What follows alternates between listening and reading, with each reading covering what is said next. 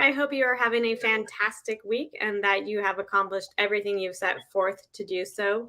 Thus far on a happy Thursday, I have the pleasure of joining today with James Castleberry of Castleberry Coaching. And we're going to go over a little bit about military transition and kind of what you can do to make sure that you are setting yourself up when it comes to emotional intelligence. We hear those buzzwords a lot, but today we're going to learn a little bit more how you guys as military professionals and gals can apply that to make sure that you are successful in your transition. So James, give us a little bit of your background, your time in the military, what your transition was like, and how we can help our military professionals and spouses.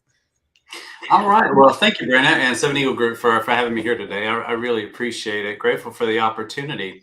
So my transition was interesting. It was in the middle of COVID, right? And so I took advantage of some transition programs, but first I was an intelligence officer for many, many years. I was prior enlisted. I came in as an E1, undesignated, no MOS, and then got an MOS by going to a submarine, cleaning toilets, washing dishes, the worst work ever. And then realized it's not really what I wanted to do the rest of my life. And so I was able to find an MOS, a rating, and then go to shore duty. I was able there to go to night school, get my degree, apply for officer candidate school, and became an intelligence officer. Wow, that is amazing. So I think in the Air Force, we call it a Mustang. I don't know if the Navy has a similar term for the... No, absolutely. I will more strictly apply that to our limited duty officers and chief warrant officers. But routinely, if someone was at least 4 years and I was 8 years enlisted, then we have some of those Mustang traits of remembering where we come from, trying to lead from that knowledge, and having the empathy that we should for the folks that we lead. Right. My husband took a very similar path, so I appreciate all the work that goes into that. So you kind of have had two transitions, then you could say, one from the enlisted to officer and then one from officer to civilian. No, absolutely. And I can't say that even that transition was smooth, but I adjusted and I learned thanks to some very smart and dedicated senior enlisted folks that guided me along the way through being a junior officer, a very stubborn junior officer. Well, thank you for your service. And transitioning out during COVID, I know there are so many military professionals that transitioned out during that time period without knowing what that was going to look like. Do you think that you learned a few additional things along the way, or maybe you had to learn them on your own? There wasn't as much help, or do you think that being this virtual lifestyle aided that transition?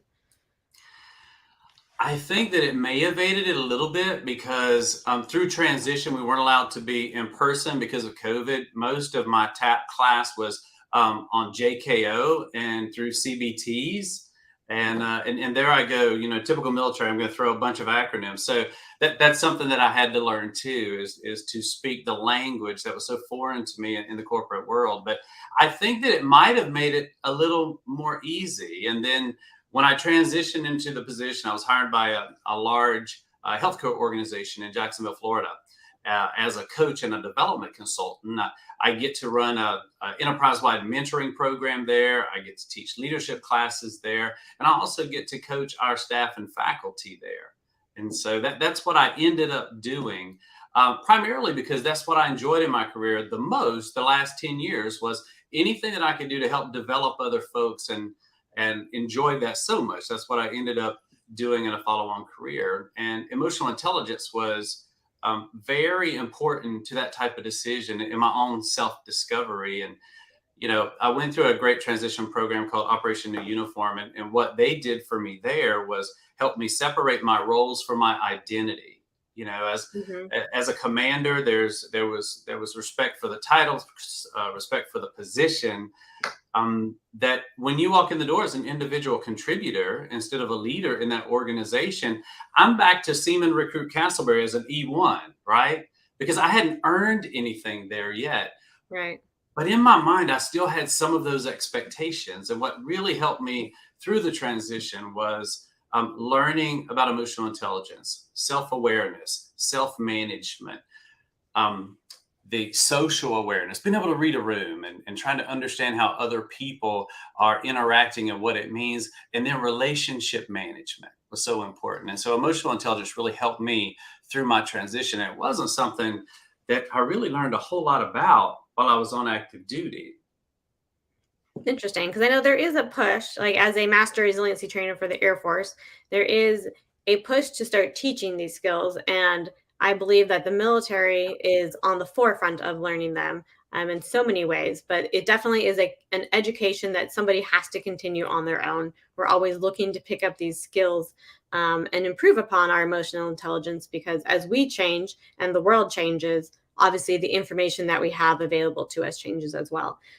So, as a military professional, what do you think the key emotional intelligence puzzle pieces are that we really need to focus on? Well, it's unique to every individual, but there are some common threads, right? And so, based on the way we were rewarded in the military, we were taught to be decisive. Take the amount of information that you have, make a decision, and run with it because we were so results driven. Well, what I found in emotional intelligence is that that decisiveness might have been masking a little bit of impulsivity, which is a subcategory in emotional intelligence under decision making. Mhm. And so, how does that play out? Well, you're in a command and control environment in the military, right? And if you're in a leadership position, people follow you in that environment. There's a structure there, there's a reason for that. It's how you were conditioned and trained to be. However, in the corporate world, when you're an individual contributor, and your primary goal, your supreme goal is to be a good teammate, then that command and control leadership style doesn't necessarily pan out. And impulsivity, or what we call it in some cases decisiveness, plays out in not quite doing the due diligence that is required, right? And so, not getting the collaboration, not talking to all the stakeholders. And then we had in the military a very exaggerated sense of urgency, right? If Hurry you've up been and around wait. military folks before, we, you know exactly what I'm talking about. We're always in a hurry. We're impatient. We're just trying to get things done, because we were always doing that. We would hurry to a place and then we would wait, sometimes in long lines. But then we would hurry through what we're doing so that we could get it done on a timeline, make sure that all the T's were crossed, the I's were dotted. But that sense of urgency that was so exaggerated until I had to literally find a way to cope with relaxing a little bit, not showing up to a corporate meeting 30 minutes in advance. I tell a story where I did this over at the C-suite for a presentation I was doing on our emerging leader program. And the executive secretary for the CEO was there. She's like, "I'm sorry, you're not on the list for this meeting." And I said, "Well, I'm presenting at this meeting, and there's not a meeting without me presenting this and them Right. interacting with me. So obviously, I'm on the list." I was so early that there was another 30-minute meeting before my hour-long meeting. And that's how that worked out, because I was trying to be there what I consider promptly and what they considered excessively early. Right. I was at a networking event this past week, and it was so I work from home, but this meeting was off base at another building. Um, and I was in that meeting until 9:45, 9:50, and then I knew I could jet back and get home in time for my 10 o'clock. But at 9:45, I started getting pinged that people had entered my Zoom, and there I was, like halfway across the base, just waiting, knowing that all these people were just going to be sitting there for 15 minutes. And but those are all our new skill bridgers that don't quite understand that they can show up, right before. They're still in the culture, right? They haven't gone through the transition. They're still in the culture. Those are their expectations. And they haven't entered this land of maybe a little bit of loss and ambiguity and uncertainty that is transition. And one of the things I want to say about transition is, as much as we talk about our military veterans and our transition, and it's so important for us to get this right with emotional intelligence, increase our self-awareness so that we can act with intention when faced with uncertainty. That's basically what it's about. Mhm. Mil spouses are always in transition. Every time you have to pick up and move a house, Every time you have to register the children in another school. Oh, by the way, you also researched all of that. And so that's why I believe that with emotional intelligence, not only help our veterans in transition, but our male spouses who are constantly in transition. Thank you for recognizing that. It is definitely, people say thank you for your service. And I'm like, it's not, I appreciate that, but it's also just a lifestyle that we have learned to adapt to, but we can always do better, right? We can always increase And our my resources. bride knows the culture too, right, Brenna? So my bride understands all of these acronyms, and so she starts using them too because we're all part of the military subculture. And so even if I was so used to talking to her about transition and some of the challenges and emotional intelligence, and then she would become frustrated with me because she's like, well, why don't, and start using those acronyms just like me in the conversation. I'm like, yeah, they don't get that. Yeah. They don't get that. Another thing in emotional intelligence, communication, right? You can, if you're aware of yourself more, your strengths, your weaknesses, your triggers, blind spots, Mhm. then you can watch how you communicate. We are very direct communicators. Right. We don't realize it. It's just the way we are. It's what we were taught from boot camp when we were taught to scream at the very top of our voices, yes, sir, yes, ma'am, whatever. Right? That's not, you can't do that in the corporate world. You walk in there and you start screaming, yes, ma'am, at the top of your voice. They're just going to call security and have you hauled out. Right? So we Right. become very direct communicators. And if we're surrounded with a team that are more considerate communicators, then they can become alienated. They can feel they don't have a voice. And that leads to the next thing. We must have a lot of empathy. We have organizations that are set up to help with challenges. We have spouses groups, ERGs and FRGs, and we have ombudsmen in the Navy, and we have the family support centers that we have. We have chaplains. We have the mental health folks that can help us through whatever trial that we're going through. And so as you get more senior, what you do is you talk about their family care plan, Hmm. more so than trying to understand how they're feeling, trying to connect with them. We know cultures are built first by connections and then relationships, and that can lead to culture if it's done correctly. But in the military, in our command and control, results driven environment, which is necessary, absolutely necessary for what we do. In the corporate world, it can be a little bit different. You really need to have that empathy. That they might not have a family care plan like you were used to, you know. Right. That is so interesting. I've never thought about that because as living overseas in South Korea and Japan, and then even here, I've been people's family care plan. We joke that when we were in South Korea, I had our own 4 kids that we would have to get out if something happened, but I also had 3 more kids that I was taking with me. Um, but there is no civilian equivalent, and I've never. No, That is always something that I talk to, dual mill about, like, oh, hey, what's your family care plan? But that would be a very awkward conversation for me to have with a civilian. right, and it's so necessary for us. And but as a civilian in the corporate world, there's not a family care plan. I mean, it's whoever they live with, whoever their support. But you can find out. One of the things that we institute, my boss did was one-on-one meetings. Well, one-on-one meetings in the military was not necessarily a good thing, right? And Right. so we actually you were called to the commander for a one-on-one meeting. Oh no. You're in your uniform, you're knocking. Yeah, I would talk to my coworker Derek about this last Thursday about if that door's closed, like you have to learn to get in, you have to knock, you have to figure that out. But as a Yeah, civilian, if the door is closed, you just open the door. You're not in trouble. right. And then at the C-suite, right? It's a secretary that's sitting out there, and they're trying to get you in. In the military, it may be an admin assistant trying to get you in, and it's like Right. you've been called to the principal's office. And so that can be pretty harrowing. But we do have all these support structures. Thank goodness in the military we have these support structures, and our wives. When you talk about duty and help, I've no one's volunteering. I've asked my wife to be an ombudsman before, and then she stepped up and helped our male spouses and our deploying folks. But we don't have that kind of structure, and it is kind of odd in the corporate world. So when people are going through something, empathy is so important because you may be the only person they've mentioned this to. you may be the only person that's self-aware enough and socially aware enough to see that there's a difference in this person and ask them if they're okay. Hmm. Is there anything I can do to help? And then sometimes, like Brene Brown tells us, it's not to be sympathetic, but empathetic, because sympathy is caustic. Hmm. You want to feel sorry for anyone, and no one wants anyone to feel sorry for them. But sometimes it's best just to sit and listen. And so, when we're talking about scales of emotional intelligence, impulsivity is something that we need to examine.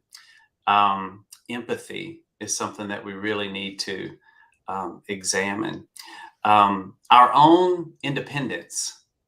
So typically, some of the hard charging folks are going to have these high levels of assertiveness and independence. Well, that means we don't necessarily, we're moving forward. We're results driven. We're trained to do that, right? So those are the people who tend to do well. We just take whatever task there is and roll with it. But that can hurt you a little bit if you're not aware of it on the corporate side. And then we get Yeah. impulsivity, due diligence, but then you also face the independence. Well, okay, I kind of know what's going on. I don't necessarily need a lot of input, so I'm just going to run with it. And we love our autonomy. But that can be perceived too as, well, he thinks he knows everything. Obviously, he's not asking me anything. And it's just, so some of these things we're just very accustomed to, we've been conditioned to, we've been trained to, that in the corporate world are just a little bit different. And the same happens with a mill spouse who was successful in another business. And y'all sacrifice so much. I can't thank you enough, but you sacrifice so much. And I say you're always in transition. Mhm. So they're successful. They've built that success. Maybe they got lucky and stayed in one area for 2 tours, right? Mhm. And so they've advanced. And now, guess what? Now they're starting as an individual contributor all over again. And so y'all are superstars. Y'all face this where if we continually promote it, then we take that rank with us. We take that responsibility, that subject matter expertise, and we jump right in. We'll try to figure out an organization, how we can best contribute and move forward. Y'all are in transition every duty station. Yeah. And sometimes you have earned a promotion, and then you can't find the same organization where you move to, the same business. And so you take a step back. You're taking care of the kids, you're taking care of the home, and now you're an individual contributor. You have people that have less experience than you that are supervising you. And so your emotional intelligence can be very important too in things like work-life balance, communication, interpersonal relationships are very important. And so emotional intelligence can really help someone obtain a better work-life balance. It can help military members assess themselves to understand their triggers, their blind spots, and their strengths so that they can respond more intentionally whenever they're in a work environment. Yeah. So, what do you think about people tend to ask females about their work life balance, but not males about their work life balance? Do you think that's a double standard that we're kind of missing in our emotional intelligence? That everyone should strive for work life balance, not just females? Well, I think, Brenna, we've earned that as males because we don't talk about our emotions. That's true. Right? And so we don't talk about work-life balance. So there may be a bias that way, but we've earned it because of maybe lower empathy and a more results-driven type of attitude and approach. So if it's a bias, I believe it's one that we've earned. I know at the healthcare organization that I work in Jacksonville, about 99% of my clients are female, because what you've learned through the constant transition Mhm. is that truly rely on a tribe, and you are going to ask for help. Well, they do too. They submit coaching requests, and we figure out what they need help with, and then we help them kind of figure that out. And it's the same way with a coaching business as well. Sometimes the consultation call goes a totally different direction than what we thought the need was, or what they thought the need was. But it's having Yeah, somebody if with there's real a bias, we totally earned that because, and I'll say this, and I try to make myself vulnerable. It's a learned skill, and I try not to make it weird, especially for other guys. I try not to make it weird. But look, we're used to being in a male dominated society, Mhm. and so sometimes we have those fragile egos that can be threatened. And sometimes we're that little boy just, fighting back. And it all goes to the approach of how we were raised. Sociology provides us some information on this. And I'll give you the example. If you imagine a soccer game or a basketball game, maybe middle school, right? Sixth to eighth grade, and a girl's playing, she falls down. The whole world stops. The team goes around, the gathers around, hugs her, and says, "You okay? Is everything all right?" And then they all together walk her over to the side, whether it's the side of the field in soccer, whether it's the side of the field or the basketball court in a basketball game. So the same thing happens to a guy. They just jerk him out, put him on the bench, and say, "Walk it off." So we didn't learn to talk about emotions as much as y'all did, and so we don't usually ask about emotions. We're not as comfortable talking about emotions. Yeah. So if I they love were that. biased, we earned it hard. Yeah. No, that's a good example that you brought up because recently I saw somebody post about, I think it was a little league baseball game where the pitcher accidentally hit the batter, and then the batter went up and gave the pitcher a hug because he was upset, and that made it on TikTok. But if a female had gone up and given another female a hug, that's just like an everyday thing. Like I we saw the kids, same thing, and I had the same thought. I'm like, because I like to use the example I just provided you, and I said, well, had that been a girl, it would have been celebrated. It wouldn't be this great thing because it's commonplace. Because y'all learn to do such a healthy thing in putting emotions to words, and it's one of the great coping skills in raising emotional intelligence is that self awareness and all right, how did I feel in that moment? Mhm. And it's so hard for guys because we buried it for so long, and some females too, they buried that emotion so that they could just move forward.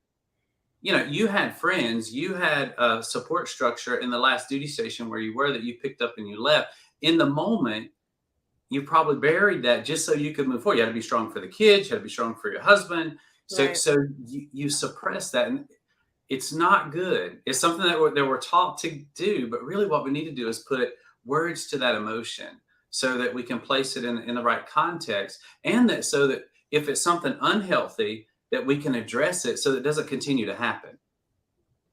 That's a very good point. That's why we brush it, like you say, we just brush it off. There's no goodbyes in the Yeah, military. Just see you yeah. later. We'll come across everybody again, which is absolutely not true, but it is what we tell ourselves to get to that next duty To station. cope, yeah, absolutely. Yeah, it's it is um, it is what makes us successful as this micro society. But we can always become more successful by learning new coping skills. Yeah. So what are some words that we can put to those emotions as we do, as maybe someone is transitioning from their very last duty station to a civilian life, and they know they're going to miss those military members and that military family? What kind of words can they put to those goodbye emotions with them being so final? So the words to the people they're talking to as they leave, or how they feel during the transition themselves, Either, when they're a quiet moment alone. whatever you can hit us with.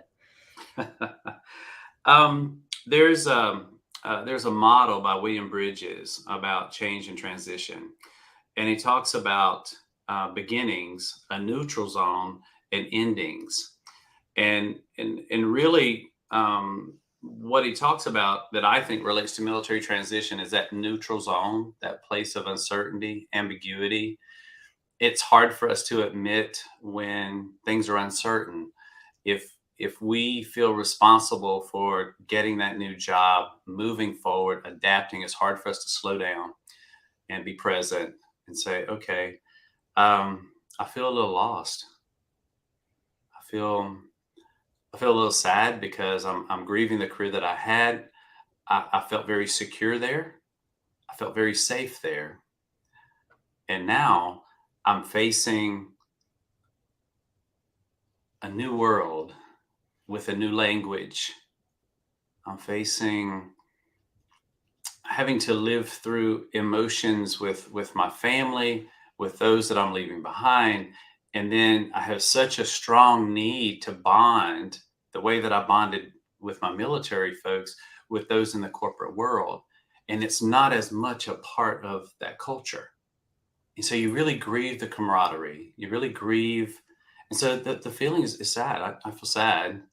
And it's hard for us to express that. That's something Mhm. we want to bury and just move on. But what happens is if you do that, you can become emotionally flooded.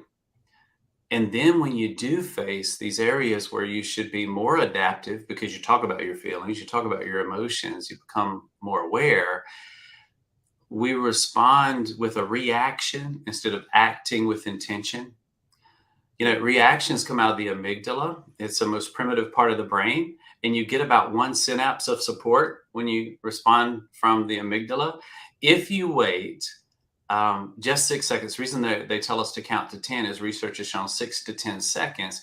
That decision, that intentional decision can move from the amygdala to the frontal neocortex where reasoning takes place. Yeah.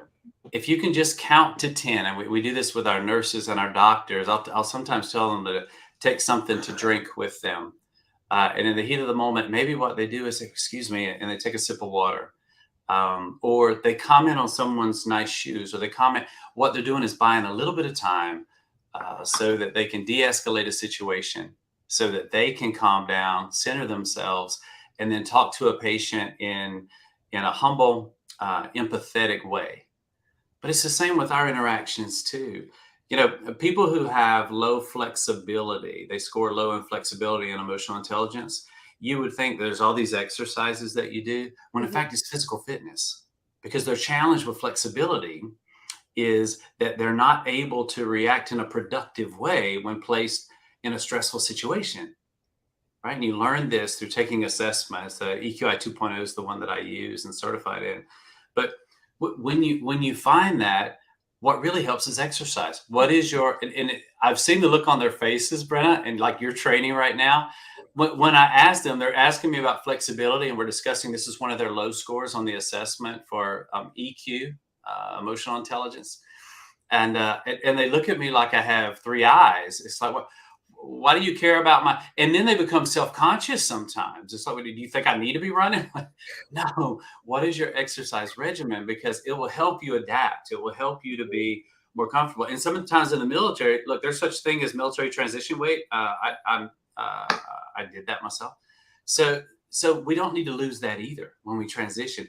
Mhm. And one of the posts that I had recently on LinkedIn talked about what you drop and what you keep. Yeah. Keep that physical fitness because that helps you emotionally and physically. And it helps you with things like adaptability, empathy, flexibility, not being so impulsive, but being intentional with your decisions and your actions. Mhm. Yeah, what I was told was that if you can run, so like as kind of James alluded to, like I'm a distance runner. So if I can run distance where my body is at its, close to the breaking point, but I can still have a thought, then my body is going to be able to work better under pressure. Yeah, yeah. And one of I don't want to leave everyone the impression, and we talk about this. I truly believe veterans enhance your organization, make your organization better. The dedication, the tenacity, the things that we've talked about, resiliency, teamwork, the attention to detail, process improvement, humility, courage that we bring, I think is outstanding. But what I believe about transition is that it is that neutral that William Bridges talks about, that neutral phase of change and transition where there's uncertainty and ambiguity. So try to make yourself stronger and more powerful by fully understanding as much of yourself as you can, so that when placed in those positions of uncertainty and ambiguity, you choose behaviors that will be productive, that will help your team, that will help you, will help your family. And it's just not something, and I think you allude to the fact that we're starting to get a little bit better with it. I know the Navy now has a Navy My Coaching website. Mhm. And so we're starting to get around to it, but it's still not the favorite topic of conversation. If you walk up generally, and we talk about that bias, you walk up to a guy and say, "Hey, how are you feeling today? Let's talk about your emotions." Can you imagine the look on their face if I asked that question? Right. Yeah, not very receptive. Who is this guy? No, I got stuff to do, man. I got stuff to do. I have to go show up 15 minutes early for a meeting that's going to happen. Yeah, or 30, right? Or 30 and them tell me that I'm I'm at the wrong meeting because I'm not invited. Mhm. So what were some other, you said to keep physical fitness, you said to not show up 30 minutes early. What were Mhm. some of the what was some of the other advice you had in that great post about what to keep and what to lose? I think I think you keep some of the attention to detail. I think that resiliency is so important. But some of the things that you lose, that the military acronyms, they have to go and they make you look different, right? And so what you want to do is you want to take all the things that made you so strong and make our military so strong, and you want to keep those, right? The sense of responsibility, accountability. You want to keep those things, but leave the showing up 30 minutes early. Leave the sir and ma'am, and it's so hard, especially if you hear my accent. It's obvious in the South. I was sir and ma'am way back, and OG. So it's harder for me to go, but it makes them uncomfortable. It does. We're having to teach our kids the sir and mama again now that we're back in the South, and they'll have to lose it once we head up to DC. So it's interesting to watch them have to pick that up and leave it. But that's a hard And we one. had a discussion about that even in our home with our son. And my wife was like, "Well, in my family, we don't do that." And I said, "Well, my family, we do." Because there's a deference that comes with it, and there's some humility that comes with that. And our children, as they grow, will always have to find themselves in a place where they submit to authority. Mhm. And so, but what you want to do is, even though you don't say sir or ma'am, understand you're talking to the CEO, CFO, chief human resources officer, chief people officer, whoever you're talking to. Keep that deference, keep that humility that you have. And then I said, drop repeat backs, because when we're given an order, and I watched this in the Army on deployment for the first time, if the sergeant major called for someone and he could yell down the hall, it didn't matter. That person would yell back, moving, and then start coming, right? And then in the military, for our orders to the helm and other orders, we always repeat back and we paraphrase. But what that gives you too is it clarifying expectations, right? So Right. you want Active listening. to clarify expectations. I would When some people come and they say their boss and them they're on a different page. They're just talking past each other, not getting along. And what we do is to coach them. I said, well, have a how's it going meeting. Don't make it weird. Don't Mhm. say, let's discuss expectations today. That's just going to freak people out. So don't do that. Have a how's it going meeting. And then you outline all of those things that you believe are your responsibilities. And then you become very curious with your boss and you say, well, of these things, what do you find the most important? This will help you with prioritization. It'll help you with time management. It will eventually help you with that work life balance that you wish to achieve. Mhm. I like that. So yeah, so let the repeat backs go, moving, go, but keep the clarifying expectations, always clarifying expectations, and um, you know, planning. You want to keep planning, because again, I had a great boss one time, and this was in the military, but it applies. He said, you can work hard putting out fires, or you can work hard planning, but you're going to work hard regardless. And so I love that. And That's so continue to do that. Have planning meetings. Do block time on your calendars. And why do I do time management so much? Because that gives you what you need for emotional well being. And it makes you feel in control. And you are emotionally and physically better off if you have some feeling of control over a situation. So yeah. develop a time management routine. You're going to feel better, right? As soon as you establish some feeling of control. I've heard it explained as if you don't have time to research, you only have time to react. Right. Yeah. And that can be a really hard challenge for people that we help is you're just always reacting. Well, okay, then you're exposing yourself. You're losing power. You're exposing yourself because of those amygdala reactions. You're put on the spot. React, do this. Well, then the impulsivity kicks in, right? You think it's decisive, but you have very little information, but you're making a decision. You're moving out because that's what we're taught to do, Hmm. right? So plan. Um, look at expectations, review expectations, keep that deference and that humility you have for authority, even if you don't say sir or ma'am. And those are some very key things that we've learned that we're really good at that can apply to that workforce that we're entering in transition, and as well for military spouses too, because y'all have learned that. I've even heard some repeat backs and be like, "What?" So you learn the same kind of language that we do. You do. I was giving a brief at the squadron, and after I was finished, somebody went up to my husband and asked, "Oh, how long did she serve in the military?" And he's like, "Oh no, she's been a civilian and she's just a spouse." And like, "Oh well, she really she understands how to speak." But then, the next day I went to a board meeting where I sit on a nonprofit board, and as soon as 1 o'clock hit, I just started the meeting, and somebody walked in and they're like, "Did you already start?" And I'm like, yeah, we started at 1. And I should have remembered that people show up a little bit late and they're going to want to talk about their day, and then we can get started. So I have to do kind of like that mental change when I'm with, the squadron. I need to act a certain way. When I'm with civilians, I need to act a certain way. I can't, the crossover can be a little bit difficult for people.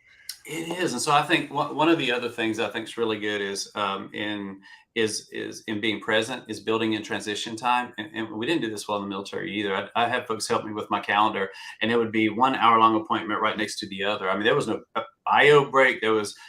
But what you really need to do is to become more present. So it seems mighty hippie. If you go in my office right now, at work and even in here, you'll find things like misters and salt lamps. And my military office didn't look anything like that. I can tell you that. But it's all about taking a break, being present for the next person you're going to see, being focused on the intended outcomes. What does success look like for the engagement? And you deserve it. And if you have the right empathy, they deserve it for you to be in the right state of mind when they come in. And so that transition time is so important. Just breathing. Brene Brown says she doesn't practice, and I love her information on vulnerability and research into shame. And she's my mentor from far away, my vulnerability CEO scientist. But she talks about that too. She doesn't prepare for speeches. It's based on the audience and the interaction. And if you can think that quickly, that's great, right? That you can show up, have a few talking points. But she said the mood can be totally different. And so that's the same way with every interaction with someone too. Yeah. You don't want to miss the mark. A little more time. Yeah. You don't want to miss the mark by trying to get your own points across. You need to be there to help them with what they need. Yeah. So let me make sure I do that. What have I not covered for you? I think based off of how we, our discussion before, I think the only thing we left out is we talked a little bit about suits and your first week at work. And I think that was a great story if you want to share. No, absolutely. So how do we know how to dress, right? In transition, how do we know how to dress? I didn't, even social functions at work that were civilian, because I can tell you DC, it was like a uniform. You wear your sport coat, khaki pants, and you're good to go. For those functions. Come down here in Florida, the senior people may be wearing a Hawaiian shirt, flip-flops, and shorts. So you got to get used to that. So that is magnified in the civilian world. So you kind of want to feel it out. I wore my same interview suit kind of the first week. And so I watched my boss, and he was wearing a suit and tie. I'm like, okay, I need to go buy some more suits. It's an investment in my new career. I need to go do this. And so I ended up buying a few more suits, and I added to that. Well, in hindsight, I look back, and my boss, he may wear a tie, but he'll wear like a pastel shirt, corduroy pants, jeans on Friday. And I invested in a bunch of black suits. The military, my service dress uniform was black, and it's a black suit with a black tie. I'm like, good, I can do this. And so I went out and bought all of these suits. I found off Amazon a white shirt that I really liked, bought 15 of them. I was creating my own civilian uniform so that I would be ready. I get in the morning, all I got to do is pick a tie, because it's a black jacket, it is black pants, and there's a t-shirt and underwear. And I am solid, right? And then about 3 weeks in, I see this transformation with my boss where he's not showing up with a tie, and he's not the period of time that I entered the job, he was having a lot of executive meetings with the C-suite. So in my impulsivity, I didn't take a little time to take that in. I judged that, zoop, zoop, zoop, figured, oh, okay, this is what he deems business professional, which I still don't know what it means, but business professional to be. So I got all these black suits now. All I have to do is choose a tie. It worked out in the end because I ended up coaching people who want more than an executive look. If you look at it's kind of my brand. If you look at my office, and this is my home office, and so it worked out okay for me to be that vulnerable guy in a suit, and so it's worked out. But I made my own civilian uniform with black suits, white shirts, and whatever tie I wore that day. And I did it because I was a little bit impulsive in the beginning and just watching my boss trying to observe that. And it's one of those things in transit. There's uncertainty, there's ambiguity. So, what we consider decisive, be careful because it could be impulsive. Right. And it cost me a lot of money to do that. I don't regret it because of the clientele I have. I think it's awesome. But it did cost a little bit to go buy some, decent suits. Yeah, but I mean, now you are set, and you can always pull out your flip flops and fishing shirt if you need to. I'm sure. I've still got them, so I am good to go. Awesome. Well, thank you so much, James, for being here with us today. I think the biggest takeaway that we've all received from this is that our emotional intelligence is important, and we need to continue to grow it. We are fortunate in this lifestyle to come in contact with lots of different people, and we're going to learn from each one of them. Goodbyes might be hard, but we need to make sure that we use the right words. And then as military and spouses are transitioning out from that lifestyle, to make sure that we understand what is something we should take with us and carry forward, and what are some things that maybe we can just kind of let sail off into the sunset. Yeah, and ask somebody. We've got so many people in transition. What I like about emotional intelligence, and you mentioned it, was that it can continue to grow throughout your life. Cognitive intelligence ends in late adolescence. So about 17 years old, which is scary for me because I know where my headspace was at 17, about as smart as you're going to be, right? So it's scary, right? To think, but emotional intelligence can increase throughout your life because you're raising your awareness about your self-awareness about the choices that you can make. And so you can continually raise it. And I have clients that will take the assessment that we offer, and then 5 months later, they take the same assessment. Their actual EQ, emotional quotient, like intelligence quotient for cognitive intelligence, their EQ scores actually rise. So they have raised their emotional intelligence score. And it's by using strategies in each of those categories to try to help them. Hey, practice this. Let's come up with some smart objectives for this specific area of emotional intelligence, and let's set and achieve those goals. And they do fantastic. I love the folks I had the privilege of working with. Perfect. Well, James is going to come back again in the future, and we'll talk about emotional intelligence when it comes to hiring a military professional or spouse. So keep an eye out for part 2 of this coming up in the next few months. But thank you, James, for being with us, and we really appreciate having you here today. No, Brenna, it's been such a pleasure to be here with you, and even Jethro in the background. And I just really appreciate the opportunity it provides. Awesome. Well, thank you guys, and have a great weekend. All right. Have a great weekend. Bye-bye.